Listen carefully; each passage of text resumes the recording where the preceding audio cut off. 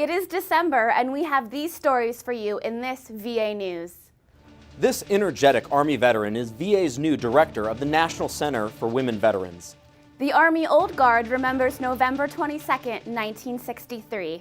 And these formerly homeless veterans are the first graduates of NCA's Job Apprenticeship Program. Hello, I'm Bryn McGowan with the Office of Acquisition Operations. And I'm Adam Anisich with the Office of Congressional and Legislative Affairs. This is VA News.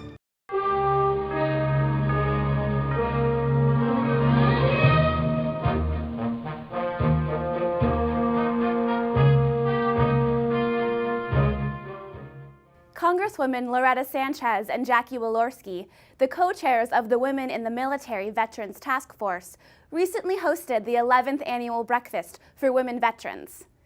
Gathering at the Rayburn Building in Washington, D.C., women veterans were treated to breakfast as the Congresswomen, along with a panel of guest speakers, spoke about women veterans' issues and programs.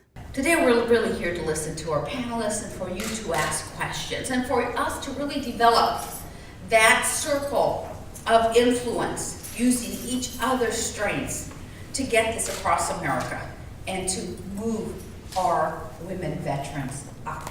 It is a great honor and a privilege to serve our nation's women's veterans.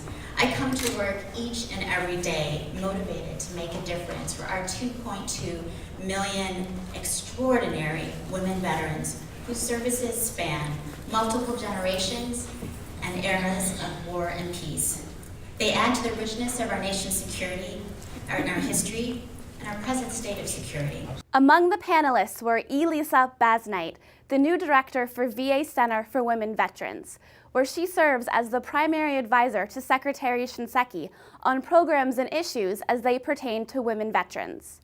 Ms. Basnight replaced retired Air Force General Irene Trowell Harris. Ms. Basnight graduated from West Point in 1991, the first African-American woman graduate from Wisconsin.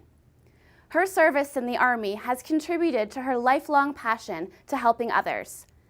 As director, she hopes she can move forward with the Center for Women Veterans in its goal to serve the needs of the nation's female heroes. We know the women veterans population is increasing.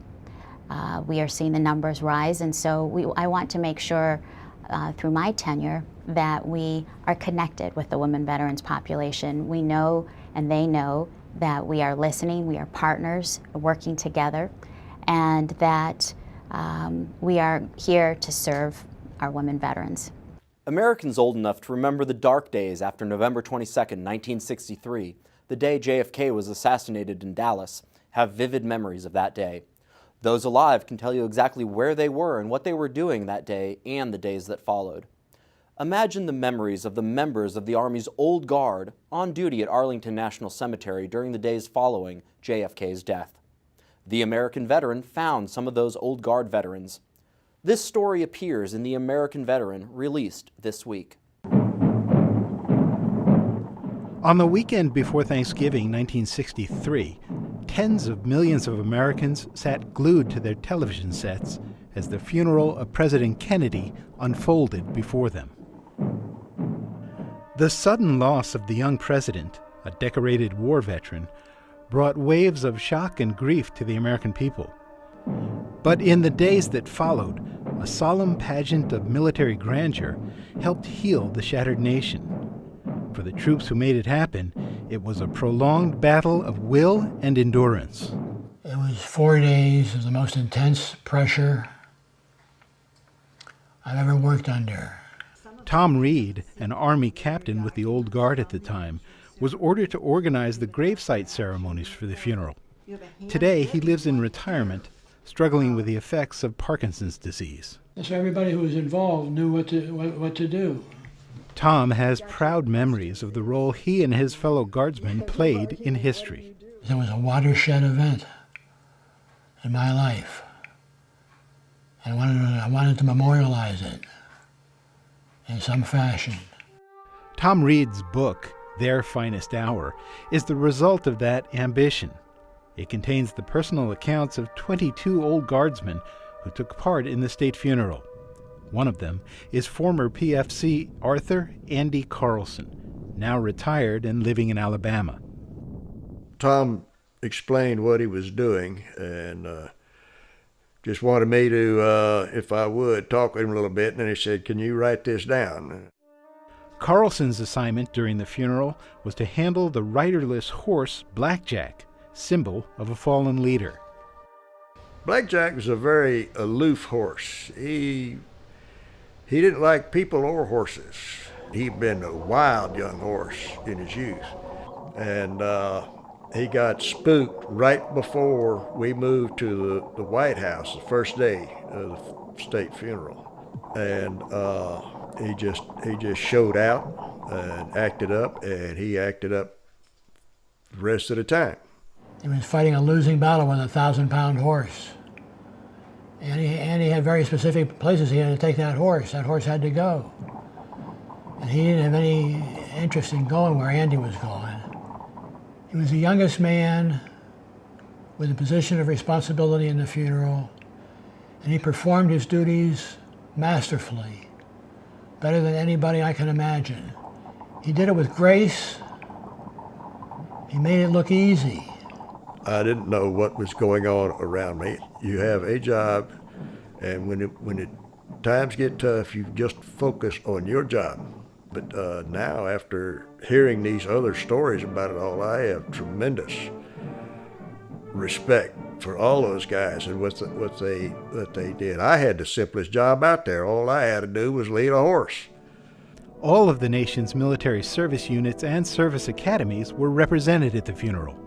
In the Death Watch at the White House, under the Capitol Dome, along the parade route, and on the casket platoon. But the Old Guard had special oversight responsibilities every step of the way. Because the funeral was 4 days long, and it was in so many different locations that no one person saw it all. But since Tom came out with his book, I've developed a great appreciation for everything that was swirling around while I was doing my small bit. Like the casket bearers, what they did was just awesome.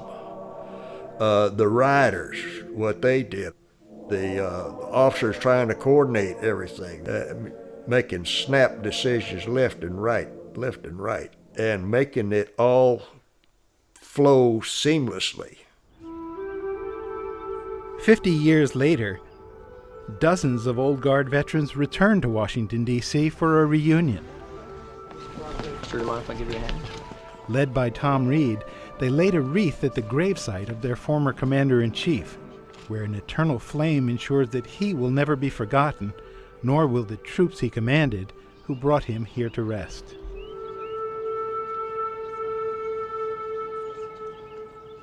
The American Veteran can be found on the VA homepage, www.va.gov. Just click on Media Room, then Video. You can also watch it on VA's YouTube page, VA's Knowledge Network, the Content Distribution Network, and the Pentagon Channel.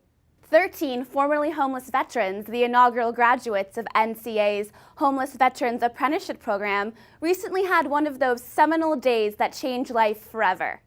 Fresh out of a year-long training program to become VA cemetery caretakers, the 13 were in Washington on November 15th at VA Central Office for graduation ceremonies with Secretary Shinseki and Undersecretary for Memorial Affairs Steve Murrow.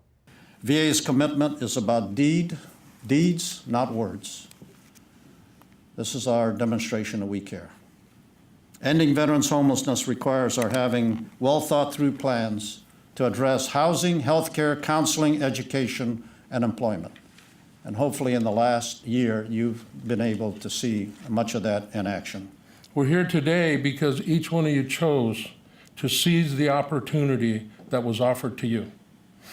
And you chose to see this commitment through. All of us today are grateful to you for choosing to serve America twice, first in uniform and now as civil servants. James Barger. Danny Beverly. Michael Cobb. Alexander Scott.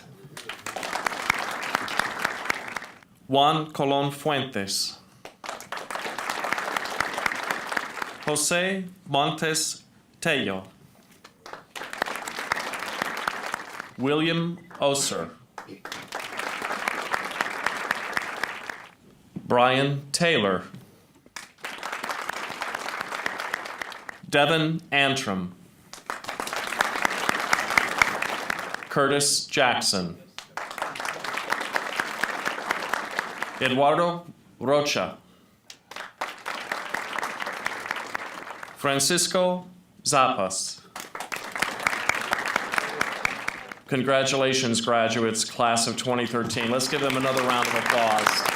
September 21st was the Great American Smokeout, the day each year that beckons nicotine addicts to try again to kick the habit.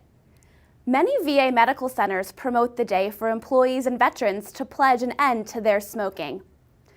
The Miami VA Medical Center has had major success with its cessation program. Videographer Adam Poitras posted these testimonies of VA employees who have found a way to quit and continue the fight not to pick up another.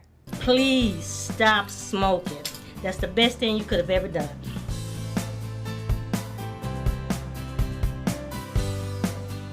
I'm a quitter. I'm a quitter. I'm a quitter. I'm a quitter. I'm a quitter. I am a quitter. I don't smoke no more. I'm a quitter. I no longer smoke. I don't ever intend to smoke again, and I am a quitter.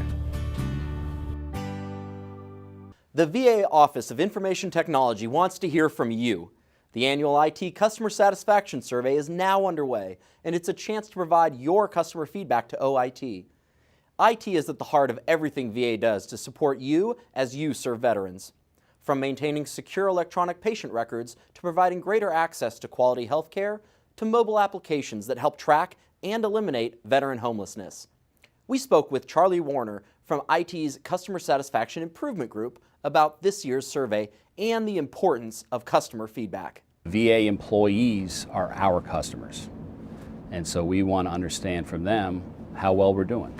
We receive the feedback, we analyze the feedback, and we're able to identify areas that we need to make improvements, and also areas where we're doing a great job and we need to keep that up. So it's all about making process and performance improvement. Our goal is to help the VA employees do their job supporting veterans the best they can. We're going to begin a new tradition here today, a quick look at the calendar and the month ahead. We plan for this feature to run in the first show of every month. So, coming up in December, keep your eye on these dates for things affecting veterans, service members, and/or VA employees. December the 1st is World AIDS Day. The first week of December, the 1st through the 7th, is National Influenza Vaccination Week. The Minneapolis VA Medical Center will host a homeless stand-down on December 6th. December 7th is Pearl Harbor Remembrance Day, with ceremonies at the USS Arizona in Honolulu and at the U.S. Navy Memorial and Museum on Pennsylvania Avenue in the nation's capital. And the American veterans of World War II celebrate the day the VSO was founded, December 10th, 1944.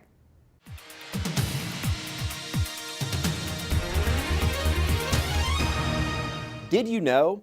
If you're a government employee, this is your last week to update or change your insurance providers for 2014.